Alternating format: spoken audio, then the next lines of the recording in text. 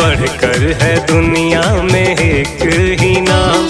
बोलो जय सिया राम, बोलो जय सिया राम। सबसे बढ़कर है दुनिया में एक ही नाम। बोलो जय सिया राम, बोलो जय सिया राम। राम नाम का पी ले तू प्याला, राम नाम का पी ले तू प्याला, बनेंगे तेरे बिगड़े काम। सबसे बढ़कर है दुनिया में एक ही नाम।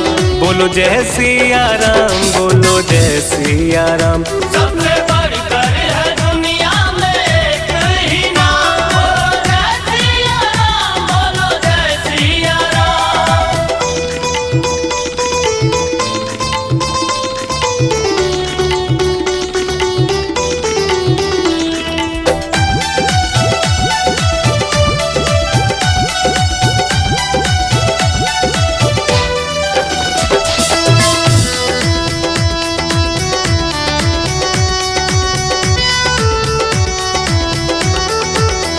राम नाम की ज्योत जला लो, सब दुख दर्द मिटा लो।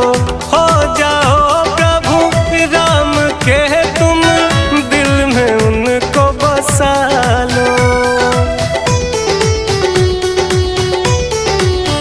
राम नाम की ज्योत जला लो, सब दुख दर्द मिटा लो।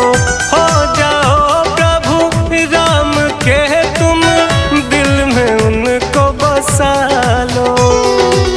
लूट लो राम नाम की दौलत, राम नाम की लूट लो दौलत, मजे रहेंगे सुबह हो शाम।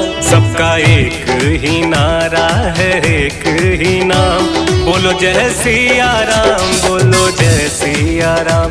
सबसे बढ़कर है दुनिया में एक ही नाम। बोलो जय सिया राम, बोलो जय सिया राम।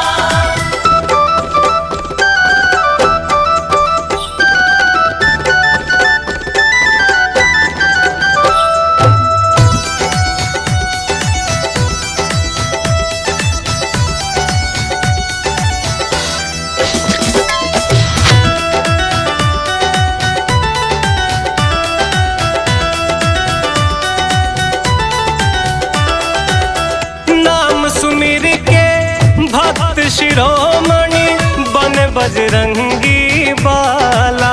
उल्टा नाम को जपने वाला, रामायण रच डाला। नाम सुमिर के भक्त शिरोमणि, बन बजरंगी बाला। उल्टा नाम को जपने वाला, रामायण रच डाला। नाम की महिमा अजित क्या जाने, नाम की महिमा अजित क्या जाने, राम से बड़ा राम का नाम। सबका एक ही नारा है, एक ही नाम। बोलो जय सिया राम, बोलो जय सिया राम।